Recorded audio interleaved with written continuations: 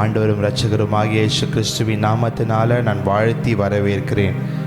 எல்லாரும் சந்தோஷமாக வந்திருக்கிறீங்களா? ஹல்லேலூயா. நிச்சயமாக நான் சொல்லட்டுமா, சந்தோஷமாக வந்திருக்கிறீங்களான்னு கேட்டால் வேணால் ஹல்லேலூயான்னு சொல்லலாம். ஆனால் மனசில் சந்தோஷம் இருக்கான்னு கேட்டால் கண்டிப்பாக இருக்காது. ஏன்னா உள்ளத்தில் நிறைய போராட்டம், பிரச்சனை, பலவிதமான காரியங்களை மைண்டில் ஓடிக்கிட்டு தான் இருக்கும். நான் இல்லைன்னா சொல்லலை. ஆனாலும் என்ன நடந்தாலும் சரி, நம்ம அவருக்காக வந்து நிற்கும் பொழுது என் தேவன் எல்லாவற்றையும் மாற்றுவார். ஹல்லேலூயா. ஏன் தெரியுமா, இந்த உலகத்தில் மனுஷர்கள் ஒரு உதவி செஞ்சாங்கன்னு சொன்னால் அதை 100 முறை சொல்லி காட்டிடுவாங்க. ஆனால் நம்ம இன்னைக்கு வரைக்கும் ஜீவனோடு இருக்கிறோம் என்று சொன்னால் என் தேவனுடைய கிருபை, இதுவரை நம்மளை நடத்தின நம் தேவனாகிய கர்த்தர் நம்மளை இனிமேலும் நம்மளை நடத்த வல்லவராக இருக்கார். ஹல்லேலூயா. எல்லோரும் ஒரு விசை கண்களை மூடி இந்த பேச போகிற இந்த வார்த்தைகள் உங்களுடைய வாழ்க்கையில் ஒரு ஆசீர்வாதமாக இருக்க வேண்டும் என்று சொல்லி, oh we praise you Jesus. hallelujah. நீங்க இல்லாம என்னால வாழவே முடியாது, உங்க துணை இல்லாம ஒரு நொடி கூட இருக்கவே முடியாது, என்னால இருக்கவே முடியாது. நீங்க இல்லாம என்னால வாழவே முடியாது, உங்க துணை இல்லாம ஒரு நொடி கூட இருக்கவே முடியாது, என்னால இருக்கவே முடியாது. எத்தனை பேர் சொல்ல முடியும்? இந்த உலகத்தில் வாழ்ந்து கொண்டிருக்கிற வாழ்க்கை ஒரு டெம்பரவரியான ஒரு வாழ்க்கை தான். என் தேவனோடு கூட போய் நித்தியமாய் பரலோகத்தில் வாழ போகிற வாழ்க்கை தான் நமக்கு என்றைக்குமே நிரந்தரம். எத்தனை பேர் சொல்கிறீங்க உள்ளத்தின் ஆழத்திலிருந்து, நீங்கள் இல்லாம என்னால் வாழவே முடியாது, உங்கள் துணை இல்லாம ஒரு நொடி கூட இருக்கவே முடியாது, என்னால் இருக்கவே முடியாது. நீங்கள் இல்லாம ஆமாப்பா, உங்க துணை இல்லாம ஒரு நொடி கூட இருக்கவே முடியாது, என்னால இருக்கவே முடியாது. நீங்க தான் எனக்கு எல்லாம், நீங்க தான் எனக்கு எல்லாம், நீங்க தான் எனக்கு எல்லாம், நீங்க தான் எனக்கு எல்லாம். என் தந்தை நீங்க தான், என் தாயும் நீங்க தான், என் சொந்தம் நீங்க தான், என் பந்தம் நீங்க தான். சொல்லுங்க, என் தந்தை நீங்க தான், என் தாயும் நீங்க தான், என் சொந்தம் நீங்க தான், என் பந்தம் நீங்க தான், என் உயிரும் நீங்க தான், எனக்கெல்லாம் நீங்க தான், என் உயிரும் நீங்க தான், எனக்கெல்லாம் நீங்க தான், நீங்க தான் எனக்கு எல்லாம், நீங்க தான் எனக்கு எல்லாம்,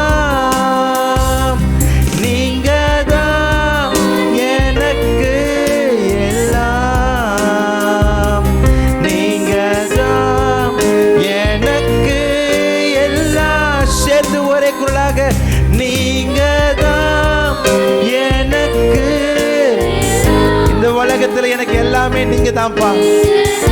மனுஷனை நம்பி நாங்க இல்லப்பா, எங்க பணம் காசு நம்பி நாங்க இல்லப்பா, உம்மை மாத்திரமே நாங்கள் நம்பி இருக்கிறோம் ஆண்டவரே. அன்பு தேவச்சனமே, உள்ளத்தின் ஆழத்திலிருந்து நீங்க தான், நீங்க தான் எனக்கு எல்லாம், நீங்க தான் எனக்கு எல்லாம். One more time. நீங்க தான். அப்பா, இந்த உலகத்தில் எங்களுக்கு நீங்க மட்டும்தான்ப்பா சொந்தம்.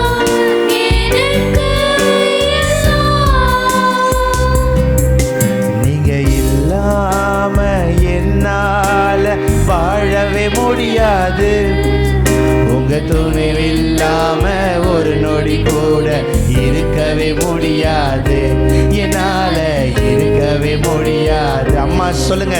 நீங்க இல்லாம என்னால வாழவே முடியாது, உங்க நினைவில்லாம ஒரு நொடி கூட இருக்கவே முடியாது, என்னால இருக்கவே முடியாது.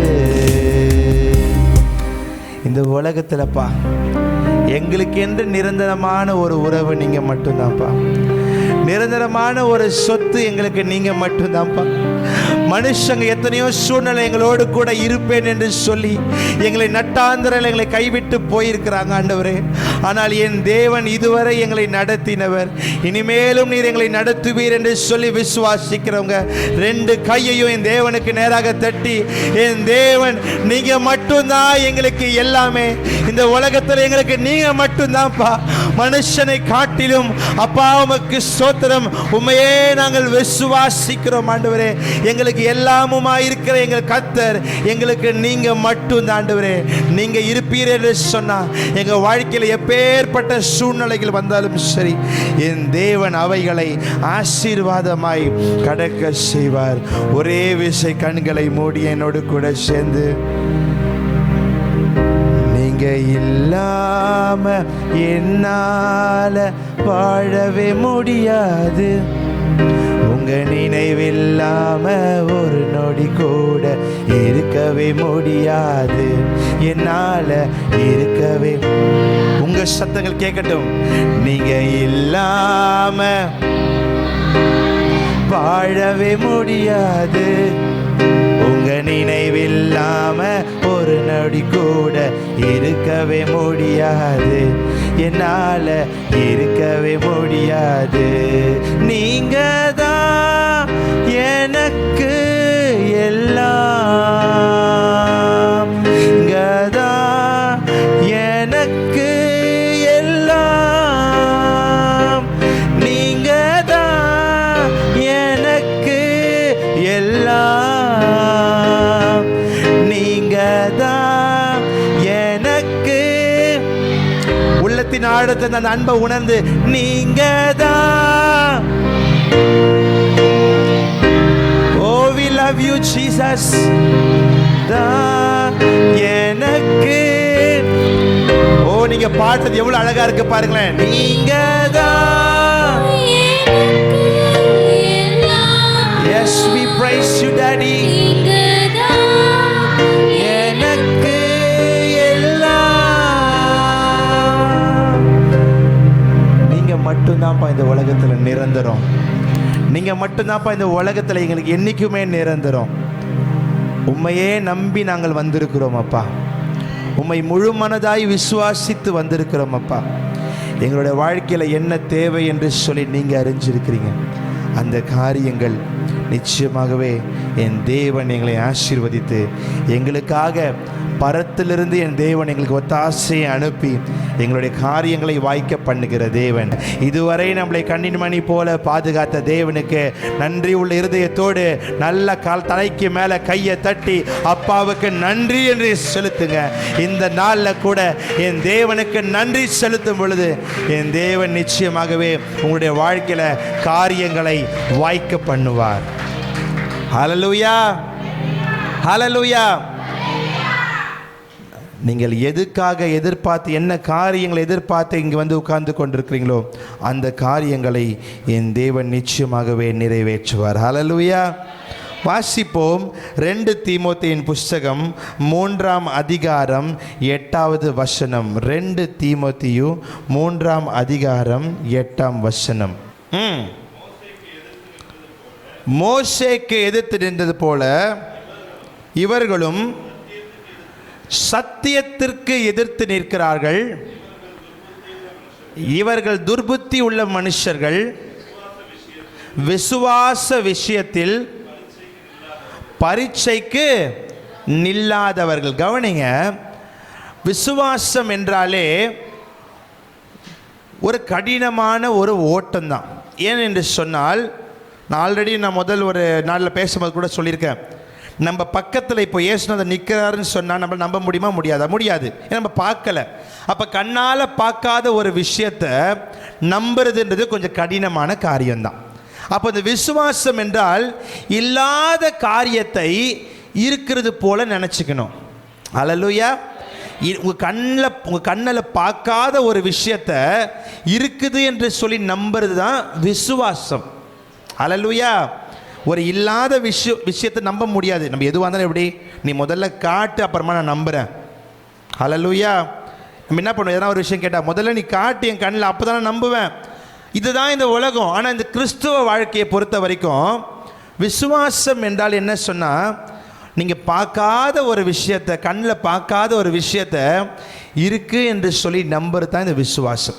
ஆனால் இந்த விசுவாசத்தில் என்ன இருக்குன்னு சொன்னால், பரீட்சை இருக்குது. பரீட்சைனா எல்லா பிள்ளைகளுக்கும் தெரியும், எல்லா பெற்றோருக்கும் தெரியும்.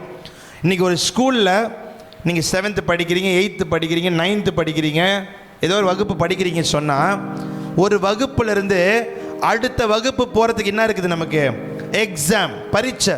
அப்போ பரீட்சை இல்லாமல் பாஸ் மார்க் இருக்கானா? இல்லை. படித்து பரீட்சை எழுதினாதான் பாஸ் ஆகி அடுத்த கிளாஸுக்கு போக முடியும். விசுவாசத்தில் கூட அப்படி தான். நமக்கு நிறைய சோதனைகள் வரும், நிறைய பிரச்சனைகள் வரும், நிறைய பாடுகள் வரும்.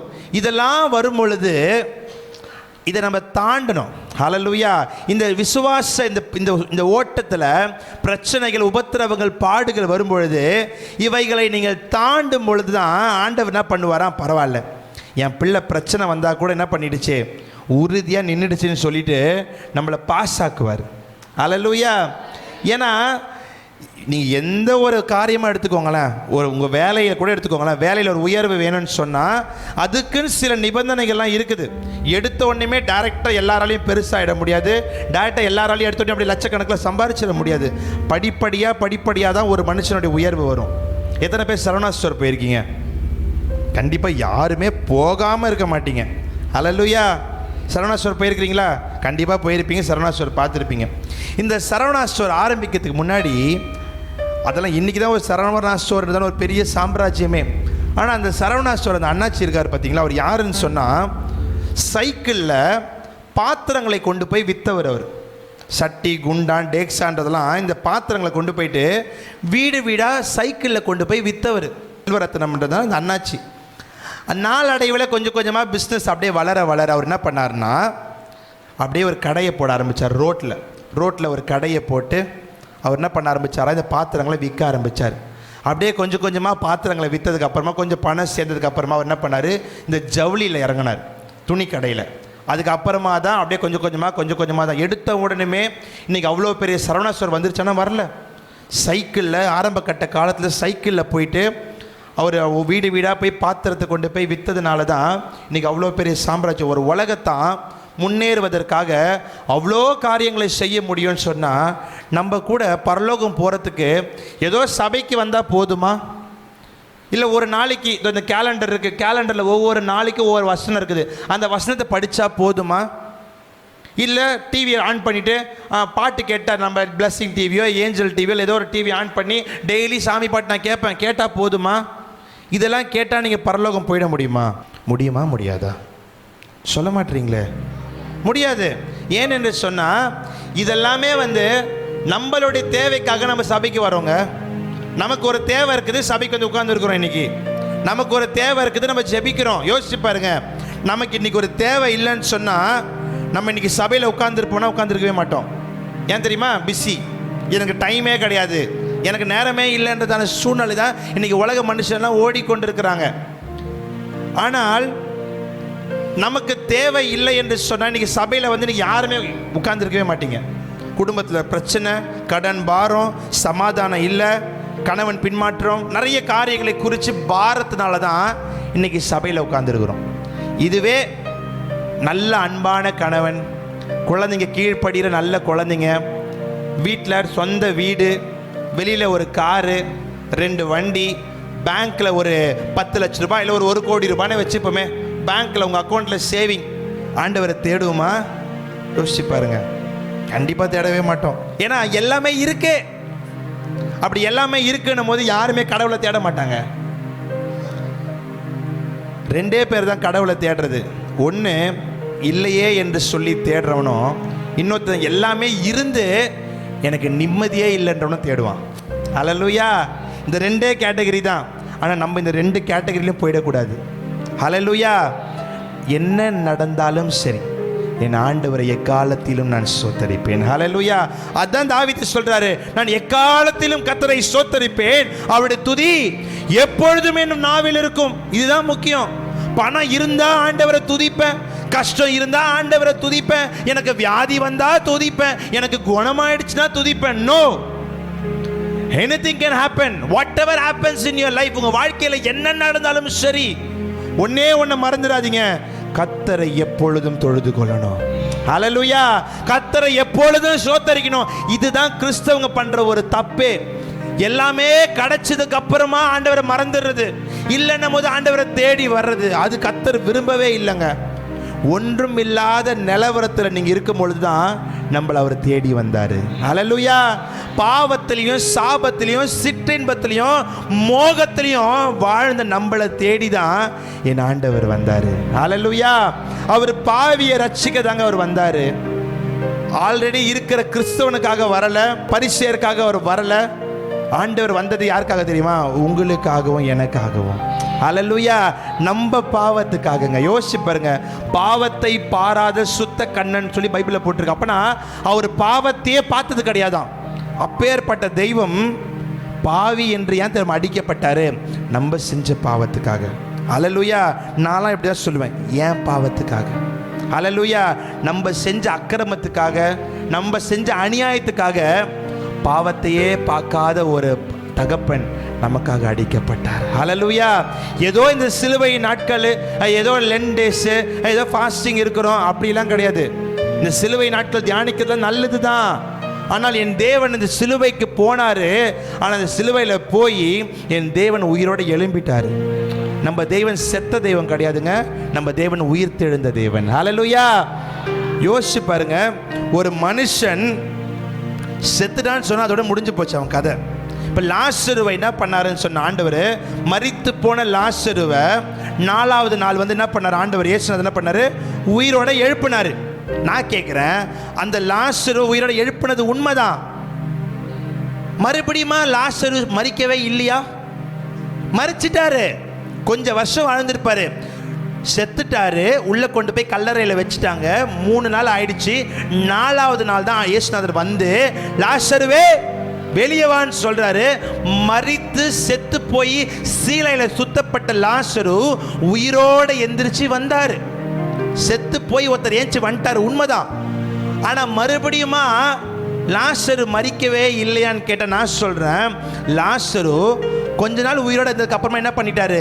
மரிச்சேன்னு அவருக்குன்னு ஒரு நாள் இருக்குது, அந்த நாளில் அவர் மரிச்சிட்டார். நான் சொல்லட்டுமா, என் தேவன் 3ஆம் நாளிலே உயிர் தெழுந்தவர் இன்றும் உயிரோடு இருந்து கொண்டிருக்கிறார். நல்ல கையை தட்டி அந்த உன்னத தேவனுக்கு மகிமைகளை செலுத்துங்க. செத்த மனுஷனை எழுப்புனா அதோட அவன் சாவாமே இருப்பானா? கிடையாது. ஒரு நாள் அந்த மனுஷன் செத்துருவான். ஆனால் என் தேவாதி தேவன் அவர் மரணத்தின் விளிம்பிலிருந்து அவர் உயிரோடு எழுந்தவர். இன்றும் என்றும் என் தேவன் நம்மளுக்காக பிதாவின் வலது பாரிசத்தில் நமக்காக பரிந்து பேசி கொண்டிருக்கிறார். ஹல்லேலூயா. அப்போ நம்ம என்ன பண்ணணும்னு சொன்னால், இந்த தெய்வத்தோடைய அன்பை ஒவ்வொரு நாளும் நினச்சி பார்க்கணும். ஹல்லேலூயா. ஒவ்வொரு நாளும் அவருடைய அன்பை நினச்சி பார்க்கணும். நினச்சி பார்க்கலன்னு சொன்னால் வாழ்க்கையில் ஆசீர்வாதமே கிடையாதுங்க. ஹல்லேலூயா. கணவனாக இருக்கட்டும், கணவன் மனைவி மேலே இருக்கட்டும், இல்லை பிள்ளைக்கு மேலே இருக்கட்டும், எவ்வளோ அன்பு வைக்கிறீங்க. உங்கள் கணவன் ஒரு வார்த்தை சொல்லிட்டா, ஐயோ என்னை இப்படி பேசிட்டாரே. அப்பா அம்மா ஒரு வார்த்தை சொல்லிட்டா, ஐயோ எங்கள் அம்மா என்னை இப்படி சொல்லிட்டாங்களே. அப்போ யோசிச்சு பாருங்க, பாவியாக வாழ்ந்த நம்மளை தேடி ஒருத்தர் வந்திருக்கிறாரு. நம்ம அன்புக்காக அவர் ஏங்கி நிற்கிறாருங்க. ஹல்லேலூயா. நம்ம இன்னைக்கு மற்ற அன்புக்கெல்லாம் முக்கியத்துவம் கொடுக்குறோம்ல. என்கிட்ட அன்பாக ஒரு வார்த்தையை மனைவி பேச மாட்டாளா? என் கணவன் என்கிட்ட முன்னாடிலாம் அன்பாக இருந்தார் கல்யாண புதுசில், இப்போ அந்த அன்பே இல்லை, ஏங்குறீங்களே? நான் கேட்குறேன், அந்த அன்பு நமக்காக என் தேவன் உலக தோற்றத்துக்கு முன்பதாகவே நம்ம மேலே அன்பு வச்சிருக்கிறாரு. ஹல்லேலூயா. ஆனால் அந்த அன்பை நிறைய பேர் என்ன பண்ண மாட்டோம்? யோசிக்கவே மாட்டோம். மனுஷ அன்பெல்லாம் நிரந்தரம் கிடையாதுங்க. அது யாராக வேணாலும் இருக்கட்டும், ஒரு நாள் அன்பு தணிந்து போகும். ஆனால் என் தேவனுடைய அன்பு, பாட்டு மட்டும் பாடுறோம், உம்மை முழு உள்ளத்தோடு ஆராதிப்பேன், முழு பலத்தோடு அன்பு கூறுவேன். ஆராதனை ஆராதனை ஆராதனை ஆராதனை அன்பு கூறுவேன், இன்னும் அதிகமாய் ஆராதிப்பேன், இன்னும் ஆர்வமாய். நான் கேட்குறேன், அன்பு கூறுவேன் இன்னும் அதிகமாக. முதல்ல இருக்குதானே தெரியல, ஆண்டவர் மேலே அன்பு இருக்கானே தெரியல. நிறைய நேரங்கள் ஆண்டவரை கேள்வி கேட்டுக்கிட்டே உட்காந்துக்கிட்டு இருக்கிறோம். ஆண்டவரே, ஏன் என் வாழ்க்கையில் இப்படி, ஏன் என் வாழ்க்கையில் எனக்கு மட்டும் இப்படி? நம்ம அவரை உண்மையாக அன்பாக இருக்கிறோன்னு சொன்னால் அவரை கேள்வியே கேட்கக்கூடாதுங்க. ஹல்லேலூயா. ஏன்னா ஒரு அப்பாவுக்கு தெரியும் தன் பிள்ளைக்கு என்ன தேவை என்று சொல்லி. ஹல்லேலூயா. ஒரு அப்பாவுக்கு தான் தெரியும் தன் பிள்ளைக்கு எப்போ என்ன கொடுக்கணும்னு சொல்லி. ஆனால் நம்ம என்ன பண்ணணும், கேட்கலாம். ஒரு தகப்பன் இடத்துல ஒரு பிள்ளை கேட்கறது போல் நம்ம கேட்கலாம், தப்பு இல்லை. ஆனால் கேட்கிற விதம்னு ஒன்று இருக்குது. எப்பவுமே நம்ம கேட்கணும், ஆண்டவரே உமக்கு சித்தம் இருக்குன்னு சொன்னால் எனக்கு இந்த காரியம் நடக்கட்டும் ஆண்டவரேன்னு கேட்டு பாருங்களேன். நான் சொல்கிறேன், நடக்கும். ஆண்டவரே எனக்கு இது வேணும் கொடுங்கன்னு கேட்கறத விட, அப்பா இது உமக்கு சித்தமாக இருந்தால் இந்த காரியத்தை வாய்க்க பண்ணுங்க, உமக்கு சித்தமாக இருந்தால் என் வாழ்க்கையில் நிறைவேறட்டும் சொல்லி பாருங்களேன். உண்மையாலே சொல்கிறேன், ஆண்டவரோட சித்தத்தின்படி நடத்தும் பொழுது உங்கள் வாழ்க்கை ஆசீர்வாதமாக இருக்கும். ஆனால் நம்ம என்ன பண்ண தெரியுமா, பலம் கேட்க மாட்டோம், சித்தத்தெல்லாம் கேட்கவே மாட்டோம். ஆண்டவரே எனக்கு இது வேணும், ஆண்டவரே எனக்கு வீடு கட்டணும், ஆண்டவரே எனக்கு பணம் வேணும், ஆண்டவரே எனக்கு இது வேணும், ஏன்னா அது வேணும், இப்படியே தான் நம்ம கேட்போமே தவிர இதில் அப்பாவுக்கு சித்தம் இருக்குதா இல்லையான்றது நிறைய பேர் யோசிக்கவே மாட்டோம். அதனால தான் நம்முடைய ஜெபங்களுக்கு பதிலே வராமல் இருக்குது. ஹல்லேலூயா. மாம்சத்தில் ஜெபிக்கிறோம். இன்னைக்கு நம்ம மாம்சத்தில் ஜெபிக்கிறோம். மாம்சத்தின் ஜெபம் வேண்டாம்.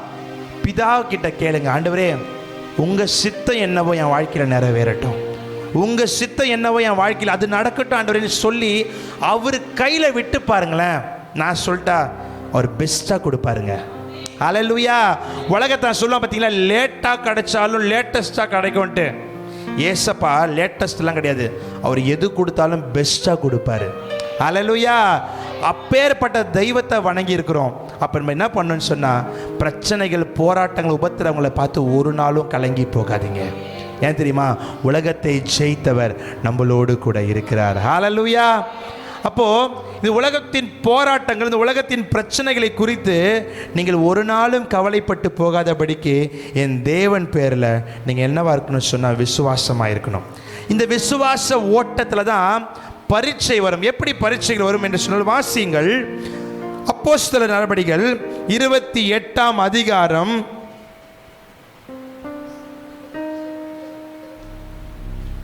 3வது வசனம். பவுல் சில விறகுகளை வாரி அந்த நெருப்பின் மேல் போடுகையில் ஒரு விரியன் பாம்பு அணுரைத்து புறப்பட்டு அவனுடைய கையை கவி கொண்டது. நல்லா கவனிங்க, இந்த இடத்துல நடக்குதுன்னு சொன்னா, பவுல் நம்ம எல்லாருக்குமே தெரியும், அப்போஸ்தலனாகிய பவுல் இவர் என்ன பண்றாருன்னு சொன்னா, ஒரு கைதியாக பிடிபட்டுட்டாரு. கைதியாக பிடிபட்டு சிறைச்சாலை வைக்கப்பட்டு அவர் என்ன பண்றாங்க சொன்னா, மெல்கிதேன்னு சொல்றதான ஒரு தீவுக்கு இந்த பவுலை கொண்டு போறாங்க. இவர் கூட எத்தனை பேர் போறாங்கன்னு சொன்னா 275 பேர் போறாங்க. ஒரு படகுல 275 பேர் என்ன பண்றாங்கன்னா பிரயாணம் பண்ணி போறாங்க.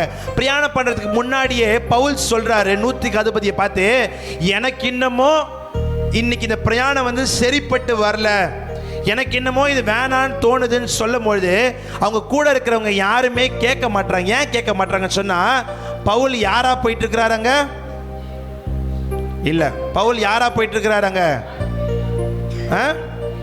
ஒரு கைதியா போயிட்டு இருக்காரு. ஒரு சிறைச்சாலை கைதியாக போறதுனால அவருடைய வார்த்தையை யாருமே கீழ்ப்படியில, யாருமே அவருடைய வார்த்தைக்கு செவி கொடுக்கல. உங்க வாழ்க்கையில கூட சொல்ற, சில நேரங்கள்ல நீங்க வண்டி எடுப்பீங்க, இல்ல ஒரு இடத்துக்கு போகணும்னு நினைப்பீங்க, திடீர்னு ஒரு உணர்வு வரும், வேண்டாங்க போவாத, வேண்டாம் இந்த போனை எடுக்காத, வேண்டாம் அவங்க கூட பேசாத, இல்ல வேண்டாம் இதை செய்யாத, ஏதோ ஒரு உணர்வு உங்களுக்கு தோணும். நீங்க என்ன பண்ணுவீங்க, எனக்கு ஏன் இப்படி தோணுதுன்னு சொல்லி மீறி போகும்போது அங்க ஒரு பிரச்சனை வரும். பார்த்துருக்கீங்களா? எனக்குலாம் நிறைய முறை ரட்சிக்கப்பட்ட நாட்கள் நிறைய நடந்திருக்குது. பைக் எடுப்பேன் ஒரு சில நேரத்தில், வேகமாக ஹெல்மெட்லாம் மாட்டேன், அப்படியே கிளம்பிடுவேன். எனக்கு அப்போ தோணும், வேண்டாம் போவாத போவாதன்னு ஏதோ ஒன்று தடுத்துக்கிட்டே இருக்கும். மீறி போவேன், உழுந்து ஏஞ்சி ஆக்சிடென்ட் வீட்டுக்கு வருவேன். சில நேரங்களில் சில காரியங்களை உணர்த்துவார். எப்படி நம்ம உணர்த்துவார்? உங்கள் காதில் வந்து, உங்கள் காதுக்குள்ளார வந்து பேசுவாரா? அப்படிலாம் பேச மாட்டார். உங்கள் காதுக்குள்ளே வந்து பேசுவாரா, அம்மா நீ வந்து இது பண்ணாத, அப்படிலாம் சொல்ல மாட்டார். ஒரு உணர்வு தான் வரும். அந்த உணர்வுக்கு நம்ம என்ன பண்ணணும்னா மதிப்பு கொடுக்கணும். நம்ம என்ன பண்ணுவோன்னா, எனக்கு ஏன் இப்படி தோணுது, அதெல்லாம் ஒன்றும் இருக்காது. சில நேரங்களில் அது வந்து தவறாக போய் முடியும். அப்போ இந்த இடத்துல வந்து இந்த பவுல் சொல்கிறாரு, இந்த பிரயாணம் வேண்டாம், எனக்கு என்னமோ இது சரின்னு படலை அப்படின்னு சொல்கிறாரு. ஆனால் அங்கே இருக்கிறவங்க யாருமே என்ன பண்ண மாட்டாங்கன்னா, செவி கொடுக்கவே மாட்டாங்க, அதை முக்கியத்துவம் கொடுக்கவே மாட்டாங்க, அதை கேட்கவே மாட்டாங்க. நாங்கள் போவோம், வா என் கூட வான்னு சொல்லிட்டு பவுலை என்ன பண்ணிட்டாங்க, அந்த படகளை ஏற்றி கொண்டு போயிட்டு இருக்கிறாங்க. எல்லாருமே என்ன பண்ணுறாங்க, ஒரு தீவில் போய் இறங்கிட்டாங்க. அந்த தீவு வந்து பயங்கரமான குளிர் நிறைந்த ஒரு இடம். நம்மள ஊர் மாதிரிலாம் கிடையாது, ரொம்ப குளிர் நிறைஞ்ச ஒரு இடம். ஒரு இரவு நேரம் எல்லாருமே போய் அங்கே இறங்கிட்டதுக்கு அப்புறமா என்ன பண்ணுறாங்க, ரொம்ப குளிராக இருக்குதுனால என்ன பண்ணுறாங்க, நெருப்பு மூட்டலான்னு சொல்லிட்டு எல்லோரும் என்ன பண்ணால் விறகெல்லாம் எடுத்துகிட்டு வராங்க. நல்லா கவனிங்க, எல்லோரும் என்ன பண்ணுறாங்கன்னா, அங்கே இருக்கிறவங்களாம் சொல்கிறாங்க, 275 பேரில் எல்லாருமே என்ன சொல்கிறாங்க, போய் விறகெல்லாம் கொண்டு வந்து நம்ம என்ன பண்ணலாம், விறகை போட்டு இங்கே ஒரு நெருப்பை உண்டாக்கலாம்னு சொல்லிட்டு நம்ம முடிவு பண்ணி போய் விறகு எடுக்கிறாங்க. இந்த விறகு எடுக்கிற சூழ்நிலையில் என்ன நடக்குதுன்னு பார்த்தீங்கன்னா, மறுபடியும் வாசிங்க, பவுல் சில விறகுகளை வாரி அந்த நெருப்பின் மேல் போடுகையில் ஒரு விரியன் பாம்பு அனல் உரைத்து புறப்பட்டு அவனுடைய கையை கவ்வி கொண்டது. நல்லா கவனிங்க, பழைய கட்டைங்கெல்லாம் எங்கன்னா ஒரு இடத்துல இருக்குன்னு சொன்னால் கண்டிப்பாக அங்கே பாம்போ இல்லை பூச்சோ தேலோ ஏதோ ஒன்று இருக்கும். இவர் என்ன பண்ணியிருக்காரு, அந்த கட்டையை எடுத்து நெருப்பில் போடுறதுக்காக வாரி கொண்டு வந்து இப்படி போடுறாரு. போட்ட உடனே என்ன ஆகுதுன்னு சொன்னால், அந்த நெருப்பு கிட்ட கட்டை போன உடனே சூடு தாங்க முடியாமல் என்ன பண்ணுதான், ஒரு விரியன் பாம்பு அவருடைய கையை என்ன பண்ணுதான், அப்படியே கவ்வுதான். ஹல்லேலூயா. ஆல்ரெடி இந்த பவுலை வந்து யாருமே இங்கே மதிக்கலை. இவர் இருக்கிற அந்த சூழ்நிலையே ஒரு மோசமான சூழ்நிலை. இவர் ஒரு கைதியாக போயிட்டு இருக்கிறாரு. அந்த இடத்துல இவருக்கு வந்த ஒரு சோதனையை பாருங்க. மற்றவங்க யாருமே அந்த 275 பேரில் 274 பேருமே ரட்சிக்கப்படாதவங்க தான். இவர் ஒருத்தர் மட்டும்தான் தேவனுடைய மனுஷன். இவர் ஒருத்தர் மட்டும்தான் தேவனுடைய சத்தத்தை கேட்கிறதான ஒரு மனுஷன். இந்த இடத்துல இவருக்கு இப்படி ஒரு சூழ்நிலை வந்துருச்சு. வந்த உடனே அடுத்த வசனத்தை வாசிங்க. விஷப்பூச்சி அவன் கையிலே தொங்குகிறதை அந்நியராகிய அந்த தீவார் கண்டபோது, இந்த மனுஷன் கொலைபாதகன், இதற்கு சந்தேகமில்லை, இவன் சமுத்திரத்துக்கு தப்பி வந்தும் பழியானது தனக்குள்ளே சொல்லிக் கொண்டார். நல்ல கவனிங்க, 275 பேர் இருக்கிறாங்கன்னு நான் சொன்னேன். 275 பேர் என்ன பண்ணுறாங்க, நெருப்பு மூட்டி இருக்கிற அங்கே இருக்கிற இந்த காட்டில் இருக்கிற எல்லா விறகையும் எடுத்துகிட்டு வந்து நெருப்பு மேலே போட்டு என்ன பண்ணுறாங்க, தீ மூட்டுறாங்க. நான் கேட்குறேன், 274 பேருக்கும் பாம்பு கடிக்கல, ஒரே ஒரு பவுல் தேவ மனுஷனுக்கு தான் என்ன கிடைக்குது, ஒரு விரியம் பாம்பு கடிக்குது. ஹல்லேலூயா. நான் கேட்குறீங்க, நல்லா யோசிச்சு பாருங்க. இருந்த 274 பேரும் யாருன்னு சொன்னால் ரட்சிக்கப்படாதவன். ஹல்லேலூயா. இயேசுவை ஏற்றுக்காதவன். ஆனால் இங்கே யாருக்கு பிரச்சனை வருது, இயேசுவை ஏற்றுக்கிட்ட ஒரு தேவ மனுஷனுக்கு தான் பாம்பு கடிக்குது. ஹல்லேலூயா. அப்படியே நம்ம வாழ்க்கையோடு கூட ஒப்பிட்டு பாருங்க. நம்மளை சுற்றி எல்லாருமே நல்லா இருப்பாங்க. ஹல்லேலூயா. ஐயோ இவங்க நல்லா இருக்கிறாங்க, அவங்க நல்லா இருக்காங்க, நம்ம மட்டும் என்ன பண்ணிட்டு இருப்போம், கஷ்டப்பட்டுக்கிட்டு இருப்போம். ஹல்லேலூயா. நம்ம என்ன யோசிப்போம், அவங்கெல்லாம் நல்லா இருக்கிறாங்களே, நான் மட்டும் இப்படி வாழ்ந்துட்டு இருக்கனே, என் குடும்பத்தில் மட்டும் இப்படி பிரச்சனை இருக்குது, எனக்கு மட்டும் இந்த வியாதி வருது, எனக்கு மட்டும் ஏன் இதெல்லாம் நடக்குது. 275 பேரில் 274 பேருக்கும் ஒன்றுமே ஆகலைங்க. இந்த ஒரே ஒரு பவுலுக்கு மட்டும்தான் பாம்பு கடிக்குது. அங்கே இருக்கிறவங்க எல்லாருமே பார்க்குறாங்க, இவன் ஒரு கொலைபாதகன். ஏன்னா இவங்க எல்லாருமே கைதிகள். இவங்கெல்லாம் யாரு, கைதிகள். அப்போ இவங்களோட எண்ணம் என்னன்னா, இவன் ஏதோ பெருசாக தப்பு பண்ணிட்டான் போல இருக்குது, அதனால தான் இவனுக்கு மட்டும் என்ன ஆகுது, பாம்பு கடிச்சிருக்குது. இல்லாட்டினா இவனுக்கு அப்படி நடந்திருக்குமா? இன்னைக்கு உங்கள் குடும்பத்துக்குள்ள அப்படி தான். உங்களுக்கு ஏதாவது பிரச்சனை வந்துச்சுன்னா நம்ம சொல்லுவாங்க, நீ ஏதோ தப்பு பண்ணிட்ட, நீ ஏதோ பாவம் பண்ணிட்ட, அதனால தான் உனக்கு மட்டும் இப்படி வருது. விசுவாச ஓட்டத்திலே பரீட்சை உண்டு. ஹல்லேலூயா. விசுவாச ஓட்டத்தில் நமக்கு உபத்திரவம் உண்டு. நான் சொல்லிட்டா, அப்படி உபத்திரவம் இல்லைன்னா நீங்கள் கர்த்தரோடு கூட பிரயாணம் பண்ணலைன்னு அர்த்தம். உங்கள் வாழ்க்கையில் பிரச்சனை வந்தாதான் கர்த்தரோடு கூட பிரயாணம் பண்ணுறீங்கன்னு அர்த்தம். ஹல்லேலூயா. சந்தோஷமாக ஜாலியாக ஹாப்பியாக வாழ்கிற வாழ்க்கை கிறிஸ்தவ வாழ்க்கை இல்லை. அப்படி நீங்கள் நினச்சிங்கன்னா தயவு செஞ்சு அதை மாற்றிக்கோங்க.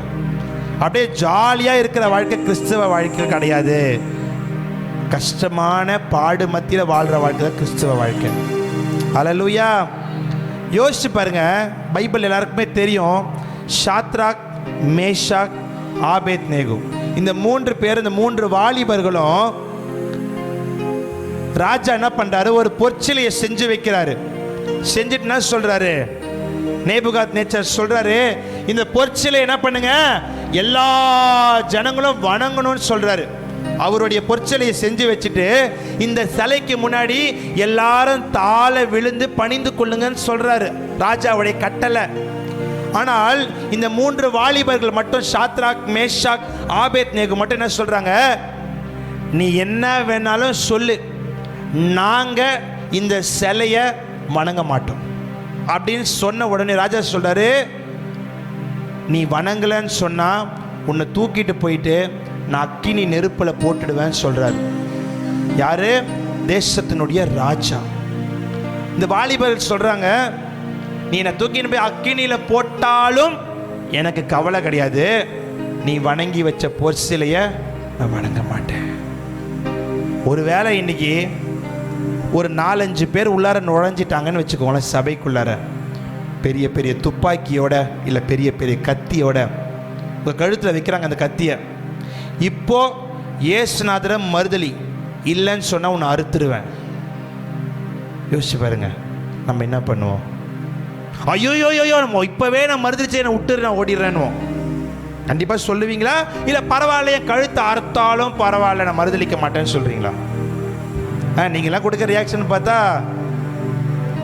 அவங்களாம் வராங்கன்னு மட்டும் சொல்லுங்க பாஸ்டர், நான் அதுக்கு முன்னாடியே என் பைபிளை என் பேகெல்லாம் விட்டுட்டு இப்போவே ஏஞ்சி ஓடிடுறேன். நான் நீ கொடுக்குற ரியாக்ஷன்லாம் பார்த்தா எனக்கு அப்படி தான் தெரியுது.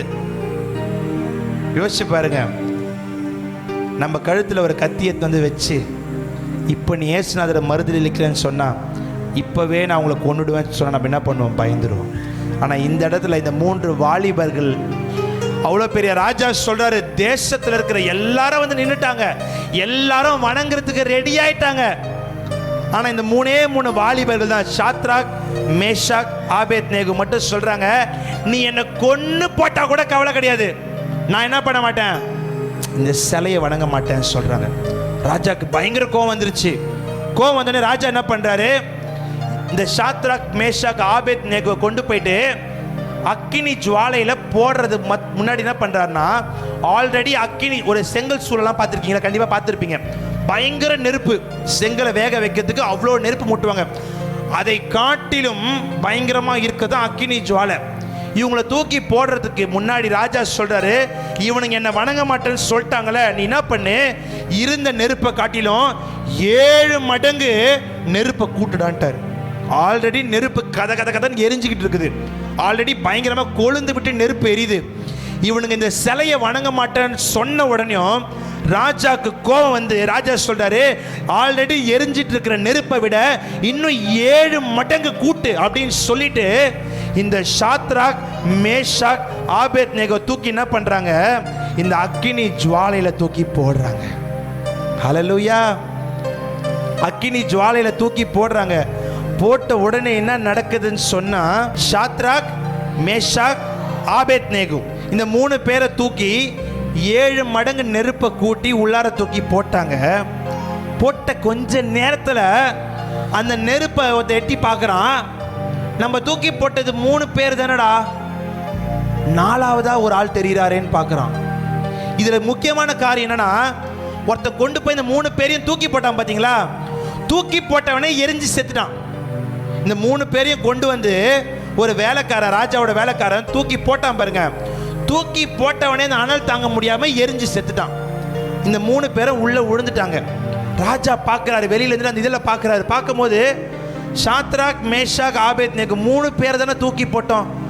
என்னது இது, இன்னொரு ஆள் யாரோ ஒருத்தர் தெரிகிறாரே என்று சொல்லி பார்க்குறாங்க. பார்த்தா என் தேவனாகிய கர்த்தர் சாத்ராக், மேஷாக், ஆபேத்நேகோட கூட அந்த நெருப்புல அவரும் உலாவி வந்தார். கரங்களை தட்டி அந்த உன்னத தேவனுக்கு மகிமைகளை செலுத்துவோமா? ஹல்லேலூயா. நமக்கு உபத்திரம் வருது நம்ம நினைக்கிறோமே, நமக்கு ஒரு உபத்திரவம் வர்றதுக்கு முன்னாடியே நமக்கு உபத்திரவம் வரப்போகுதுன்னு சொல்லி அவர் அறிந்திருக்கிறாருங்க. ஹல்லேலூயா. நீங்க அழுவுறதுக்கு முன்னாடியே என் மகன் இந்த தேவைக்காக அழ போறான்னு அவர் அறிந்திருக்கிறார். நம்ம நினைக்கிறோம் என் கண்ணீரை அவர் பார்க்கல, என் கஷ்டத்தை அவர் பார்க்கல, என் கஷ்டம் என் தேவனுக்கு தெரியல. நான் சொல்லட்டுமா, உங்களுடைய இருதயத்தின் வேண்டுதல்களை என் தேவன் அறிந்திருக்கிறார். சாத்ராக், மேஷாக், ஆபேத்நேகோ கொண்டு போய் அக்கினியில போட்ட உடனே அவர் அப்படியே கைவிட்டுல. அந்த 3 பேர் என்ன சூழ்நிலையில் அங்கே இருக்கிறாங்களோ அந்த சூழ்நிலையில் அவரும் வந்து இறங்கிட்டாருங்க. உன் குடும்பத்தில் வறுமை இருக்கலாம், உன் குடும்பத்தில் தரித்திரம் இருக்கலாம், உனக்கு கடன் பாரங்கள் இருக்கலாம், நிறைய நெருக்கடி இருக்கலாம். நான் சொல்லட்டேன், உங்க குடும்பத்தோடு கூட அவரும் ஒரு நபராய் வந்து அந்த சூழ்நிலையில உங்களோடு கூட இருந்து உங்களை அரவணைப்பார் என்று சொல்லி விசுவாசிக்கிறவங்க 2 கையையும் என் தேவனுக்கு தட்டி மகிமைகளை செலுத்தி, என் தேவன் எந்த சூழ்நிலையிலும் நம்மளை கைவிட மாட்டார். ஹல்லேலூயா.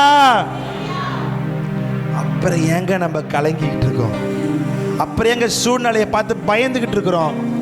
ஒரே ஒரு விஷயத்தை மட்டும் யோசிச்சு பாருங்க. இப்போ இங்கே எதிர ஒரு இடம் இருக்குது, இந்த ரோடு இருக்குன்னு வச்சுக்கோங்களேன். அங்கே போயிட்டு என்ன பண்ணுறோம், இருக்கிற குப்பையெல்லாம் போட்டு கொளுத்துறோம். நம்ம எல்லாருமே சுற்றி நிற்கலாம். ஒரு இமேஜின் பண்ணிக்கோங்க, விறகு வீட்டில் இருக்கிற குப்பையெல்லாம் கொண்டு வந்து போட்டு இங்கே கொளுத்துறோன்னு வச்சுக்கோங்களேன். நம்ம எல்லாருமே சுற்றி நின்று அது எரியிற வரைக்கும் அங்கே நின்றுட்டு இருக்கிறோம். அதுக்கப்புறமா வந்ததுக்கு அப்புறமா உங்கள் ட்ரெஸ்ஸை மோந்து பார்த்தா என்ன ஸ்மெல் வரும்?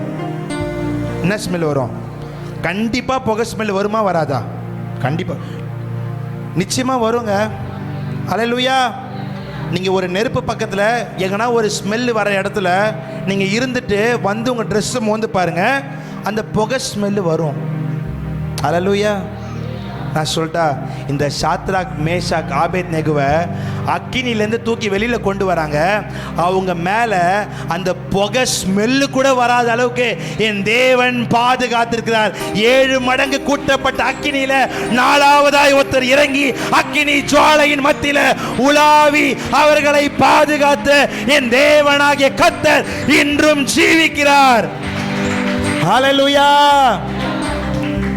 வேதத்தை இப்படி போட்டிருக்கு, அவங்க முடி கூட கருகவே இல்லை. ஹல்லேலூயா. ஒரு நெருப்பு கொளுத்தி, ஒரு தீக்குச்சை கொளுத்தி சும்மா அவங்க கையை இப்படி பண்ணி பாருங்க, இல்லை உங்கள் முடி இப்படி வச்சுட்டு இப்படி பண்ணி பாருங்க, என்ன ஆகிடும்? உடனே முடி பொசுங்கிடும். ஹல்லேலூயா. ஆனால் 7 மடங்கு கூட்டப்பட்ட அக்கினியில் இந்த 3 பேர் உலாவி இருக்கிறாங்க. முடியல கூட நெருப்பு படவே இல்லை, அவங்க மேலே நெருப்பு வாட வரவே இல்லை. ஹல்லேலூயா. நான் கேட்குறேன், இந்த அளவுக்கு நம்மளை பாதுகாக்க ஒரு தெய்வம் இருக்கிறார். என் தேவன் நெருப்பாக இருக்கட்டும் சரி, இல்லை எப்பேற்பட்ட சூழ்நிலையாக இருந்தாலும் சரி, உங்களோடு கூட இருந்து உங்களை விடுவிக்க என் தேவன் வல்லவராக இருக்கிறார். ஹல்லேலூயா. இந்த இடத்துல பவுலுக்கு வர ஒரே ஒரு பிரச்சனை, 275 பேரில் 274 பேரும் நல்லா இருக்கிறாங்க. இந்த பவுலுக்கு மட்டும் ஒரே ஒரு பிரச்சனை, எங்கேயோ இருந்த விறகை கொண்டு வந்து உடைச்சி தூக்கிட்டு வந்து நெருப்பில் போடுறாரு.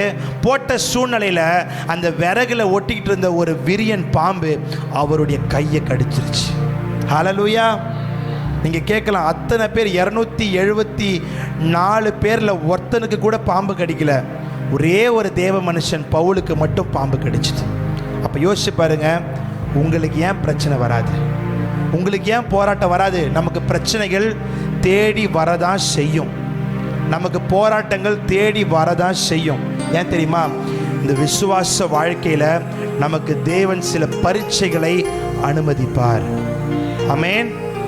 நம்ம அதை தைரியமாக எதிர்கொள்ளணும். சோர்ந்து போயிடக்கூடாது. சோர்ந்து போயிட்டீங்கன்னு சொன்னால் வாழ்க்கையில் நிறைய பிரச்சனை. எனக்கு என்னமோ 32 வயசு தான். அது இப்போ இந்த ஜூன் வந்தால் எனக்கு 33 வயசு. இந்த 33 வயசில் நான் பட்ட அவமானங்கள் எனக்கு தெரிஞ்சு யாருமே பட்டிருக்க மாட்டீங்க. நான் பட்ட கண்ணீர், நான் சிந்தின கண்ணீர் யாருமே இங்கே சிந்திருக்க மாட்டீங்க. ஏன் தெரியுமா? என் சாட்சி இங்கே யாருக்குமே தெரியாது. இந்த வயசில் இங்கே நான் நிற்கிறதுக்கான காரணம் அந்த அளவுக்கு என்னுடைய வாழ்க்கை புடமிடப்பட்டிருக்கு. அந்த அளவுக்கு என்னுடைய வாழ்க்கை நொறுக்கப்பட்டிருக்கு. என்னை வேதனைப்படுத்தினவர்கள் அநேகர், என்னை நிந்தித்தவர்கள் அநேகர், என்னை காயப்படுத்தினவர்கள் அநேகர். அவங்க மத்தியிலலாம் இன்றைக்கி நான் தலை தூத்தி நிற்கிறேன்னு சொன்னதுக்கு ஒன்றே ஒன்று தான், என் தேவன் என் மேலே வச்ச அன்பு. ஹல்லேலூயா. நான் அவர் மேலே அன்பு வைக்கலைங்க. உண்மையே சொல்கிறேன். நான் ஒரு ஊழியக்காருடைய மகன் தான். சபையில் போய் ட்ரம்ஸ் வாசிக்கிறவன் தான். ஆனால் ஆண்டவர் மேலே அன்பு வைக்கவே இல்லை. ஆனால் ஆண்டவரை விட்டு தூரம், ஆண்டவருக்கு பிரியம் இல்லாமல் வாழ்ந்தவன் தான் நான். ஆனால் என்னையும் என் தேவன் தெரிந்து கொண்டு இன்னைக்கு சாட்சியாக நிறுத்தியிருக்கிறாருன்னு சொன்னால் அவர் என் மேலே வச்ச அன்பு. ஹல்லேலூயா. நீங்களும் இன்னைக்கு உட்கார்ந்துட்டு இருக்கீங்கன்னு சொன்னால் நீங்கள் அவர் மேலே வச்ச அன்புன்னு மட்டும் என்றைக்குமே நினைக்காதீங்க. அவர் உங்கள் மேலே வச்ச அன்புலாம் நீங்கள் உட்கார்ந்துட்டு இருக்கிறீங்க. ஹல்லேலூயா. எத்தனையோ ஆத்மா அழிவுக்கு நேராக இன்னைக்கு போய்கிட்டு இருக்குது. இந்த நிமிஷம் யோசிச்சு பாருங்க, எத்தனை பேர் ஹாஸ்பிட்டலில் மரணத்துக்கு போராடி கொண்டு இருக்கிறாங்க. எத்தனை பேர் இந்த நேரத்தில் உயிருக்கு போராடிட்டு படுத்துக்கிட்டு இருக்கிறாங்க. நமக்கெல்லாம் ஜீவனை கொடுத்து பலனை கொடுத்து நம்மளை வாழ வச்சிருக்கிறாரு. ஹல்லேலூயா. நீங்க தான் எனக்கு எல்லாம், நீங்க தான் எனக்கு எல்லாம், நீங்க தான் எனக்கு எல்லாம், நீங்க தான் எனக்கு எல்லாம், நீங்க இல்லாம என்னால வாழவே முடியாது, உங்க துணை இல்லாம ஒரு நொடி கூட இருக்கவே முடியாது, என்னால இருக்கவே முடியாது, நீங்க இல்லாம என்னால வாழவே முடியாது, உங்க துணை இல்லாம ஒரு நொடி கூட இருக்கவே முடியாது, என்னால இருக்கவே முடியாது, நீங்க தான் எனக்கு எல்லாம். சொல்லுங்களேன். நீங்க இந்த உலகத்தில் எனக்கு நீங்க மட்டும்தான் என்று சொல்லி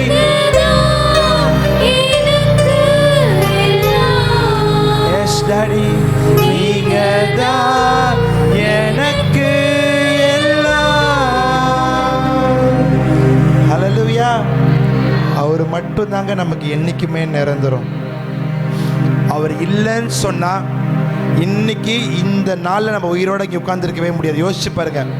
நமக்கு இருக்கிற பிரச்சனைக்கு, நமக்கு இருக்கிற பலவீனத்துக்கு, நமக்கு இருக்கிற மன அழுத்தத்துக்கு, நமக்கு இருக்கிற போராட்டத்துக்கு, நமக்கு இருக்கிற கஷ்டத்துக்கு நம்ம என்னைக்கோ 6 அடி குழிக்குள்ள போய் நம்ம மேலே கல்வெட்டு வச்சுட்டு இருப்பாங்க.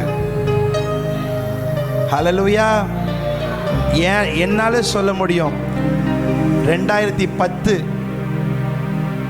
மே 10ஆம் தேதி மரித்து போயிருக்க வேண்டிய நான் மரணத்தை கிட்ட, ரொம்ப கிட்ட நான் பார்த்துட்டு வந்தேன். நான் இப்படி விழுறேன், பஸ்ஸினுடைய பின்னாடி டயர் அப்படியே என் தலை பக்கத்தில் உராசிட்டு போகுது. கொஞ்சம் ஒரே ஒரு நூல் இழதான் மிஸ் ஆகி இன்னும் கொஞ்சம் உள்ளே போயிருந்தேன்னா ஒன்றுமே இருக்காது. என் தலை மேலே டயர் ஏறி இறங்கியிருக்கும், அவ்வளோதான். அனாத மாதிரி ரோட்டில் விழுந்தேன், ஆக்சிடென்ட் ஆகி. அன்னைக்கு நான் மரித்து போயிருந்தேன்னு சொன்னால் இன்னைக்கு முன்னாடி நான் நின்றுக்கவே நான் முடியாது. இன்னைக்கு எனக்கு ஜீவனே கிடையாது, இன்னைக்கு எனக்கு ரட்சிப்பே இருக்காது, இன்னைக்கு என்னோட வாழ்க்கையே இன்னைக்கு இருந்திருக்காது. அன்னைக்கு நான் மரித்து இருந்தேன்னு சொன்னான். 2012 வருஷத்தில் என் வாழ்க்கை ஆண்டவருக்கு என்று ஒப்பு கொடுத்தேன். போய் பைபிள் காலேஜ் 2 வருஷம் படிச்சுட்டு வந்தேன். படிச்சுட்டு வந்து 2012 நான் ஆண்டோடைய ஊழியத்தை, கனமான ஊழியத்தை செய்து கொண்டிருக்கிறேன். எவ்வளவோ போராட்டங்கள். நான் சொல்கிறேங்க, உட்கார்ந்துட்டு இருக்க உங்களுடைய வாழ்க்கையில் எல்லாருக்குமே தனிப்பட்ட வாழ்க்கையில் நிறைய பிரச்சனைங்க. அதை காட்டில 2 மடங்கு பிரச்சனை எனக்கு இருக்கு. ஏன்னா இங்கேருந்து பிரசங்கம் பண்ணுறோம் தெரியுமா, சும்மா கிடையாது. பிசாசு எங்களை தான் முதல்ல அட்டாக் பண்ணுவானே, எங்கள் குடும்பத்தை முதல்ல பிடிப்பானே, எங்கள் சரீரத்தை முதல்ல பிடிப்பானே. ஏன்னா நாங்கள் நல்லா இருந்தால் தான் உங்களுக்கு சுவிசேஷத்தை சுமந்து வந்து சொல்ல முடியும். எனக்கெல்லாம் அநேக போராட்டம், அநேக உபத்திரவம். ஆனால் இவ்வளோ சூழ்நிலைகள்லையும் என் தேவன் என்னை நிலை நிறுத்திருக்காருன்னு சொன்னால் அவர் என் மேலே வச்ச அன்பு. அல்லேலூயா. நான் இன்றைக்கும் சொல்கிறேங்க, ஏசப்பா உங்கள் மேலே அன்பு வச்சிருக்கிறாரு. அல்லேலூயா. நீங்கள் நினைக்காதீங்க என் கஷ்டம் அவருக்கு தெரியலையா, என் கண்ணீர் அவருக்கு தெரியலையா, என் பிரச்சனை அவருக்கு தெரியல. நான் சொல்லட்டுமா, எல்லாமே அவருக்கு தெரியும். தலையிலேருந்து ஒரே ஒரு முடி கூட அவர் சித்தம் இல்லாமல் விழாதுன்னு சொன்னால் ஏன் உங்கள் கண்ணீர் அவருக்கு தெரியாது? ஆமென். உங்கள் கண்ணீரை அவர் அறிந்திருக்கிறார், உங்கள் அங்கலாய்ப்பை அவர் அறிந்திருக்கிறார், உங்கள் பாரத்தை என் தேவன் அறிந்திருக்கிறார். நான் சொல்லிட்டேன், நிச்சயமாக ஒரு நாள் அது மாறும். அல்லேலூயா. என் தேவன் எல்லாவற்றையும் ஒரு நாள் மாற்றி போடுவார். அது வரைக்கும் நீங்கள் செய்ய வேண்டியதெல்லாம் ஒன்றே ஒன்று தான், விசுவாசத்தை காத்து கொள்ள வேண்டும். ஆமென். விசுவாசத்தை காத்து கொள்ளலன்னு சொன்னால் பின்மாற்றம், விசுவாசத்தை காத்து கொண்டாதான் ஆசீர்வாதம். ஏன்னா நம்மலாம் யாருன்னு சொன்னால் இந்த சபையில் யாரு? விசுவாசிகள். ஆமென். நான் 10 வருஷம் விசுவாசி, நான் 20 வருஷம் விசுவாசி, நான் 30 வருஷம் விசுவாசி, பெருமையே கிடையாது. நீ ஆண்டவருடைய வார்த்தையை விசுவாசித்தா மட்டும்தான் நீ விசுவாசி. நீ எத்தனை வருஷம் சர்ச்சுக்கு போறன்றது முக்கியமே கிடையாது. எத்தனை வருஷம் சர்ச்சில் நான் மெம்பராக இருக்கிறேன் முக்கியமே கிடையாது. ஆண்டவருடைய கற்பனைகள், ஆண்டவருடைய வார்த்தையை விசுவாசித்தா மட்டும்தான் உங்க வாழ்க்கையில் அற்புதம். ஏன்னா வேதம் சொல்லுகிறது, விசுவாசித்தால் தேவனுடைய மகிமையை காண்பாய். அப்ப விசுவாசம் இல்லைன்னா ஒண்ணுமே கிடையாது. அப்ப இங்க பவுலுக்கு பாம்பு கடிச்சிருச்சு, எல்லாருமே பார்க்கறாங்க, ஐயோ இவன் கையில பாம்பு கடிச்சிருச்சு, என்ன பண்ணுவது என்று சொல்லி வாசிங்க 5வது வசனத்தை. அவன் அந்த பூச்சியை தீயிலே உதறி போட்டு ஒரு தீங்கும் அடையாதிருந்தான். நான் கேட்கிறேன், பவுலுடைய கையில கடிச்சது என்னங்க? என்ன கடிச்சது? விரியன் பாம்பு. என்ன கடிச்சது? ஒரு பயங்கரமான கொடிய விஷம். இந்த கருநாகம் பார்த்திருக்கீங்களா? அதுதான் இந்த விரியன் பாம்பு. கருநாகம் கடிச்ச அடுத்த செகண்டே உடம்புல விஷம் ஏறி செத்துருவாங்க. இவர் கையில கடிச்சது என்னது? விரியன் பாம்பு. ஆனா இங்க 5வது வசனம் போட்டிருக்கு, அவன் அந்த பூச்சியை தீயிலே கடிச்சது என்னது? பாம்பு. ஆனா என்ன போட்டிருக்கு? ஒரு பூச்சி கடிச்சது என்னமோ பாம்பு தான். ஆனா ஆண்டவருடைய கண்ணுக்கு அது என்ன தெரியுமா? ஒரு சாதாரண பூச்சி. அல்லேலூயா. நம்ம தான் பிரச்சனையை பெருசா பார்க்கிறோம், ஆனா ஆண்டவருக்கு அது லேசான காரியம். என் குடும்பத்துல வருமே, ஆண்டவரை பொறுத்த வரைக்கும் குடும்பத்துல வருமே அவ்வளவுதான், மாத்திடுவாரு. எனக்கு இந்த வியாதி, ஆண்டவரை பொறுத்த வரைக்கும் அது ஒரு சாதாரண வியாதி, சுகமாக்கிடுவாரு. என் குடும்பத்துல சமாதானமே இல்லை, ஆண்டவரை பொறுத்த வரைக்கும் அது சாதாரண விஷயம், அந்த சூழ்நிலையை மாத்தி சமாதானத்தை கொடுத்துருவாரு. நம்ம தாங்க பிரச்சனையை பெருசா பார்க்கிறோம், ஆசீர்வாதத்தை சிறுசா பார்த்துக்கிட்டு இருக்கோம். நான் சொல்றேன், இன்னைக்கு உயிரோடு இருக்குதே பெரிய ஆசீர்வாதம், அதை நம்ம பெருசா பார்க்க மாட்டோம். நாளைக்கு தண்டல் கட்டணுமே, என்கிட்ட காசு இல்லையே, அதை தான் பெருசா பார்க்கிறோம். அல்லேலூயா. என் பிள்ளைகளுக்கு இந்த தேவை இருக்குது, நாளைக்கு எனக்கு இது வேணுமே, என்கிட்ட இல்ல, அதை பெருசா பார்க்கறிய. இன்னைக்கு ஜீவனோடு வச்சிருக்கிறாரு, இதை பெருசா பார்க்கணும். அல்லேலூயா.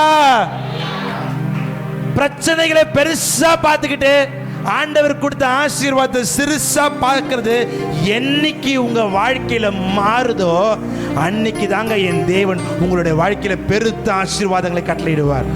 அல்லேலூயா. பிரச்சனையை பெருசா பேசாதீங்க. பிரச்சனையை பெருசா யார்கிட்டனா போய் உங்க பிரச்சனையை சொன்னா தலை வெடிச்சிடும். சொல்லாதீங்க. மனுஷன் கிட்ட சொன்னா அந்த நேரத்தில் அப்படியாடி அப்படியா கேட்டுப்பாங்க. அதுக்கப்புறம் என்ன பண்ணாங்க? பத்தியா சொல்லிட்டு போகுது பாரு, கொஞ்சமான ஆட்டமா அடிச்சது பத்தியா, இன்னைக்கு அழுது பத்தியா, நான் பாவம் பண்ணிச்சோம், இன்னைக்கு அது குடும்பத்தை பிரச்சனை பாரு, ஆண்டவர் அடிச்சாரு பத்தியா. இதுதாங்க மனுஷங்க. மனுஷன் கிட்ட சொல்லாதீங்க உங்க கஷ்டத்தை. என் தேவன் உங்களுடைய கண்ணீரை பார்க்கிறார். ஹல்லேலூயா. உன் அங்கலாய்ப்பை என் தேவன் பார்த்து கொண்டிருக்கிறார். அவரு சமூகத்துல சொல்லுங்க. அப்போ பாம்பா கடிச்சது, எல்லாரும் பார்க்கறாங்க, ஐயோ இவர் கையில ஒரு விஷ பாம்பு கடிச்சிருச்சே. ஆனா இவர் என்ன பண்றாரு, அந்த பாம்பு கையில கடிச்சு தொங்கிக்கிட்டு இருக்கு, நெருப்பு கிட்ட போனாரு, இப்படி உதறாரு, அந்த விஷப்பாம்பு அப்படியே விழுந்துருச்சு. ஹல்லேலூயா. ஏன்னா பவுல் அத ஐயோ என் கையில பாம்பு கடிச்சிச்சேன்னு பார்க்கல. பாம்பா, ஓகே, என்ன விரியம் பாம்பா, சரி போ. ஹல்லேலூயா. ஏன் தெரியுமா, கர்த்தர் நம்மளோடு கூட இருக்கிறார். பிரச்சனைய இப்படி தாங்க நம்ம பார்க்கணும். அப்பதான் பிசாசு வெக்கப்பட்டு போவான். நம்ம என்ன பண்ணோம், பிரச்சனையை பார்த்து பெருசா பேசி பேசி ஐயோ எனக்கு பிசாசு இதை கொடுத்துட்டான், எனக்கு பிசாசு அதை கொடுத்துட்டான்னு சொல்லி பிசாசையே தூக்கி வச்சுக்கிட்டு இருக்கிறோம். ஹல்லேலூயா. பிசாசை பத்தி பேசுறவங்கள நிறுத்துங்க. ஆண்டவர் செஞ்ச அற்புதத்தை நினைச்சு பேசுங்க. அப்பதான் பிசாசு வெக்கப்படுவான். இந்த மகளுடைய வாழ்க்கையில் இவ்வளோ பிரச்சனை இருந்து கூட இவ பாரு அதை பொறுப்பெடுத்தாம ஆண்டவர் செய்த நன்மையே துதிக்கிறாளே அப்படின்னு சொல்லிட்டு உங்களை விட்டு போயிடுவான். ஹல்லேலூயா. ஆனா நீங்க பிசாசை தூக்கி தூக்கி பேசிட்டே இருந்தா பிசாசுக்கு அப்படி சந்தோஷமா இருக்கும், நீ என்னை பத்தி நல்லா பேசு. அப்ப இந்த இடத்துல கடிச்ச தினமோ பாம்பு, அதை பவுல் ஒரு சாதாரண ஒரு பூச்சா பார்த்து அப்படி உதறி தள்ளின உடனே அது நெருப்புல விழுந்துருச்சு. வாசிங்க 6ஆம் வசனம். அவனுக்கு வீக்கம் கொண்டு அல்லது அவன் சடிதியாய் விழுந்து சாவான் என்று அவர்கள் பார்த்து கொண்டிருந்தார்கள். நெடுநேரமாய் பார்த்து கொண்டிருந்தார்கள். ஒரு சேதமும் அவனுக்கு வராததை கண்டபோது வேறு சிந்தையாகி இவன் தேவன் என்று சொல்லிக் கொண்டார்கள். ஹல்லேலூயா.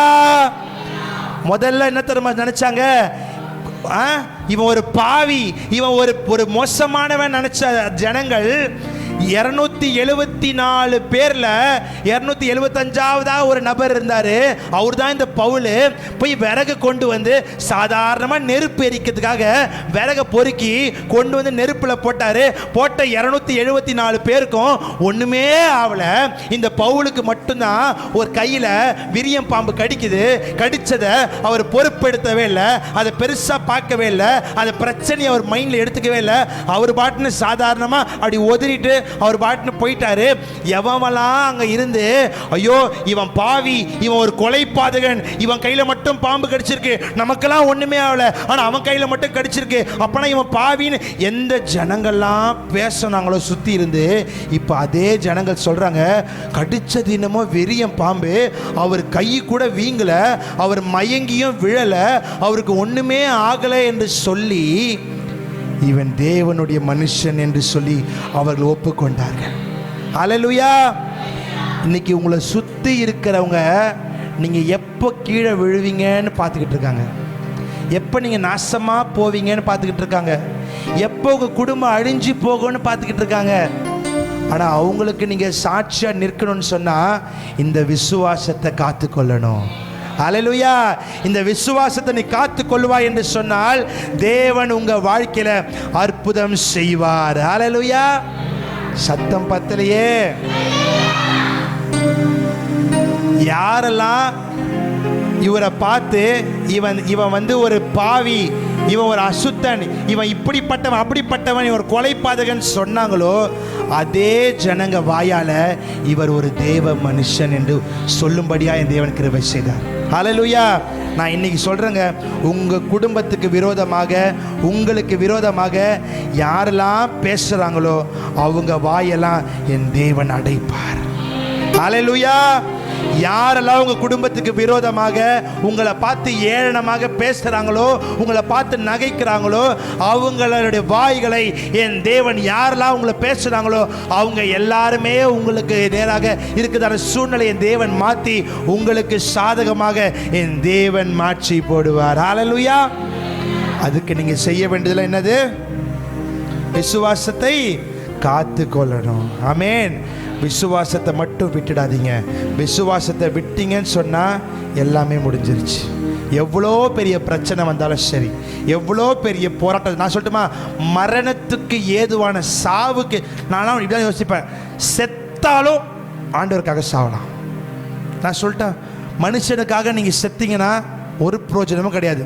உங்கள் நினைவில் வேணா ஒன்று பண்ணுவாங்க, கல்லறை கட்டுவாங்க, இல்லை உங்கள் ஃபோட்டோ கொண்டு போய் வீட்டில் மாட்டுவாங்க. ஆனால் ஆண்டவருக்காக செத்தா ஆண்டவர் நம்மளை பரலோகத்தில் சேர்ப்பார். அல்லேலூயா.